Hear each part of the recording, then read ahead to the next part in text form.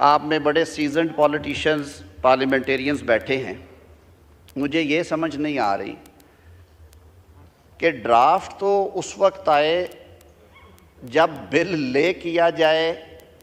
Bill ले किया कैसे किया जाता है? अगर ये हुकूमती बिल है तो सबसे पहले हुकूमती हलकों में मुशावरत होती है, उसके बाद उसको एक ड्राफ्ट बिल की शक्ल में काबीना के सामने लाया जाता है। काबीना उसकी अप्रूवल देती है। उसके बाद एक cabinet committee for legislative cases है, CCLC, मैं ख़ुद उसका कन्वीनर हूँ। उस कमेटी में एक दफ़ा अच्छी तरह देखा जाता है कि इसमें कुछ मज़ीद चीज़ें दुरुस्त होने वाली हैं, और अगर इत्तेहादी हुकूमत हो तो CCLC में हमेशा सारों की नुमाइंदगी होती है। इस दफ़ा भी ऐसे ही है, पिछले दौर में भी ऐसे ही था। नवीद कमर साहब बैठे हैं, हम क्लॉज बाय क्लॉज पहले देखते थे, उसके बाद लेके आते थे। फिर कैबिनेट कहती है कि जी अब इसे पार्लियामेंट में ले जाया जाए। ये हुकूमत का इख्तियार है कि उसे कौमी असम्बली में लेकर इंट्रोड्यूस करवाए या सेनेट में कराए।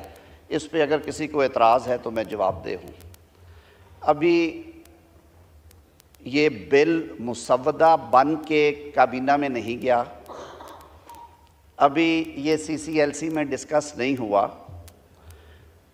कुछ अरसे से ये मुशावरत जारी थी, और क्यों जारी थी? मौजूदा इंतखाबात के बाद जब हकूमती इत्तेहाद तश्कील पा रहा था, राजा परवेज़ अशरफ साहब, खुर्शीद शाह साहब यहाँ पे मौजूद हैं, तो पहले दो जमातों ने कमेटियाँ बनाई, पाकिस्तान पीपल्स पार्टी और पाकिस्तान मुस्लिम लीग नून ने। हम इंगेज रहे।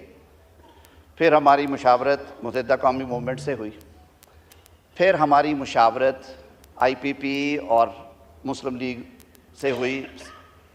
चौधरी सालिक साहब मौजूद होंगे। हमारी इंगेजमेंट बलूचिस्तान अवामी पार्टी से हुई, हमारी इंगेजमेंट एजाजुल हक साहब से हुई, हमारी इंगेजमेंट ANP से हुई, हमारी इंगेजमेंट डॉक्टर मालिक बलोच साहब से हुई। उस स्टेज पे मौलाना फजलुर रहमान से भी हमारे राब्ते हुए। अचकज़ई साहब बड़े हैं, नाराज़ हैं, उन दिनों में उनसे भी किसी स्टेज पे बात हुई। ये सियासत का हुस्न है। हुकूमत जब बन रही थी, पीपल्स पार्टी और मुस्लिम लीग नून की मीटिंग्स के दौरान जो हमारे कुछ मामला तय हुए, उनमें से ये भी था कि हुकूमत साजी के बाद अव्वलीन फुर्सत में जो चार्टर ऑफ डेमोक्रेसी का अनफिनिश्ड पार्ट है उस पे काम किया जाएगा। वो क्या था? आईनी अदालत का क़याम। 19वीं तरमीम